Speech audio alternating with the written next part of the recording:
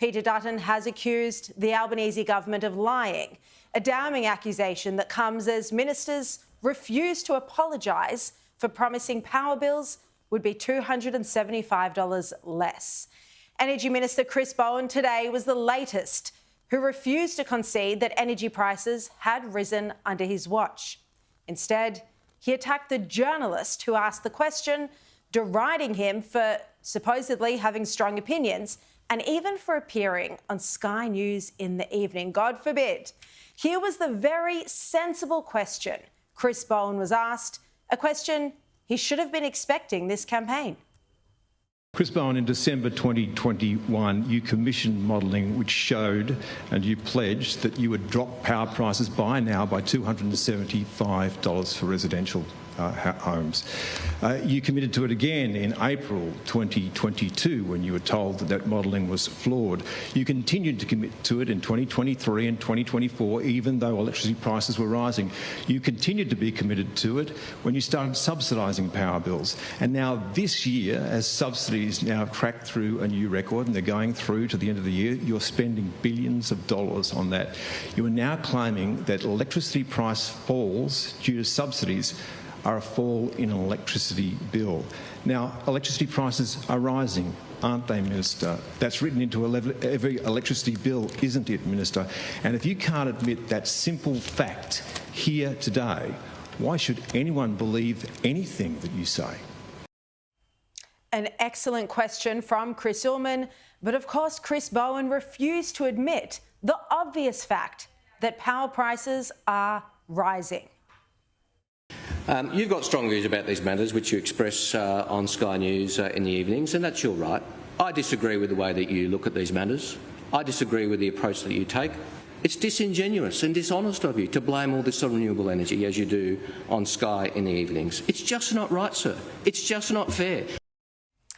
Bowen accuses the journalist Chris Ullman of being disingenuous, but isn't he being disingenuous when he indicates that any price rises are because of global factors, not because he's deliberately repositioned the energy market and rushed the transition to rely on more renewables and have less cheap, reliable energy?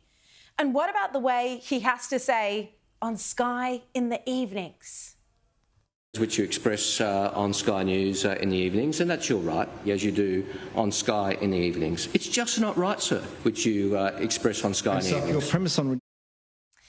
As if it's a criticism to be on Sky News. Ullman is a former ABC and 9 political editor, and he didn't let Chris Bowen get away with slurs instead of actually answering the question. Have electricity prices risen on your watch the exact opposite of what you pledged? Have they? We have never denied that energy prices are higher than we would like. That's why we've delivered 3 rounds of energy bill relief. In the Treasurer's speech you wrote, electricity prices have fallen.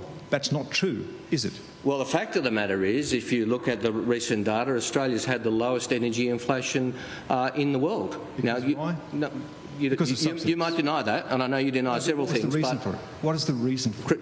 Mr. Ullman, are you asking a question or are you debating? No, it's just that you are completely avoiding it, as you always do. We get a well, I know you're a man of strong views on these matters, and I said I've always had respect for you, but I have a fundamentally different view to the one that you have developed in recent years. It's truly so absurd how each member of the Albanese government can stand up there and can claim that energy prices aren't rising after they promised some 97 times that they'd fall by $275 or more. Reducing the cost of living was Anthony Albanese's central attack line against Scott Morrison, when at the time there'd only been 1 interest rate rise. But as you know, Albanese blamed Morrison for that single rate rise, yet then took no responsibility for the subsequent 12 under his watch. It's utterly preposterous to try and explain away the central broken promise on cost of living. It's like they're trying to claim black is white, and voters can see through this deception. Chris Bowen would have more integrity today if he just stood up there and apologised for getting it wrong, for making a promise he was never going to be able to keep, a promise he shouldn't have made. Instead, he tries to come up with excuses, including attacking the journalist. And so questions around accountability will keep coming, will keep following him. And it was a question on the $275 broken promise that even the unimpeachably objective and politically neutral Ross Greenwood asked of the Treasurer last night twice. Will you apologise to the people of Australia tonight for having your government having said that energy prices would come down by $275? I take responsibility for all of the decisions that we've taken in our budgets. So you will apologise? Including, let me finish. Will you look down the barrel of the camera and apologise for that? Because is that something you should do? Because, again, that was a promise that was not fulfilled. Well, the 275 figure that you're referring to from the modelling in 2021 predated two important developments. And when Albanese has been asked this question, no apology either. This gives credence to accusations that Albanese is not being upfront with the Australian people, not on power bills or other matters of public interest. The polls show there's a live possibility of a hung parliament. And Greens leader Adam Bandt came out yesterday and outlined the list of demands he'd make of Albanese in the case of a hung parliament. They included negative gearing and capital gains tax changes. I can announce today that the Greens will make reforming negative gearing and the capital gains tax discount a priority in the next parliament, including when there's a minority government. The Greens' plan would see negative gearing and the capital gains tax discount scrapped for wealthy property investors, but preserved for what are often called mum and dad investors, with one investment property. Well, all of this is a terrifying prospect, the idea that a radical extremist left party could be co-governing Australia. Adam Bandt being Albanese's partner in crime. Well, Peter Dutton last night said that both Albanese and Adam Bandt have similar ideologies. They're blood brothers. Anthony Albanese and Adam Bandt are joined at the hip. Only their mothers can tell them apart. Only their mothers can tell them apart. It was a great line from Peter Dutton when he spoke to Chris Kenny last night. But in truth, the Greens are so grotesque that they're even backing a candidate who once joked that Hitler was having fun. And as you'd expect, Albanese was far from pleased with this intervention from the Greens leader right in the middle of the election campaign. And he even criticised journalists for asking questions about it. Can you rule out any changes to negative gearing and capital gains tax? Yes. How hard is it for the 50th time? Just here. To form a government? What are you talking about? Sorry. If the Greens come to you and you need their vote to pass legislation, will you rule out changing negative gearing settings and capital gains tax? Yes, and you might have noticed, I mean, you're a state correspondent, but let me explain. There are 25 votes we have in the Senate. In order to get legislation through, we're in that situation, have been in that situation for this entire term.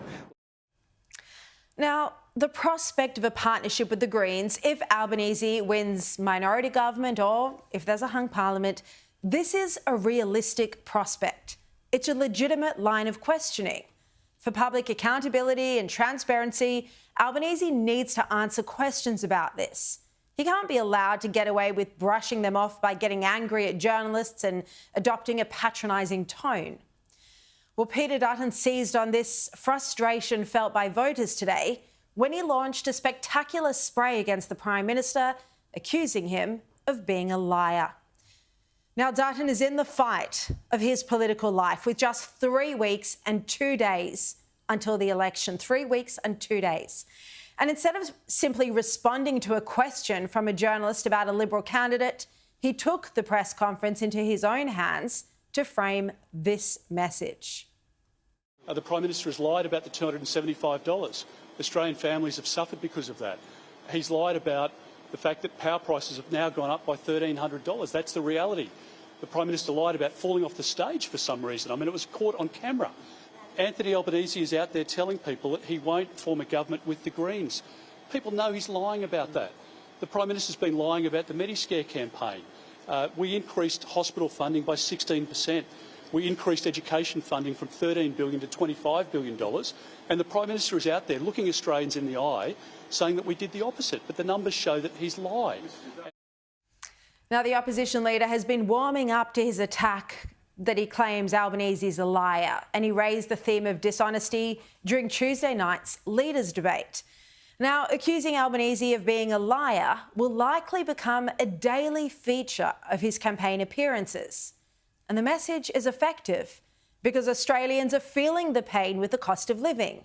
And as the campaign rolls on, no one can forget the promises made at the last election that grocery prices would be cheaper, power bills would be less, and the cost of living would be easier, all under Anthony Albanese.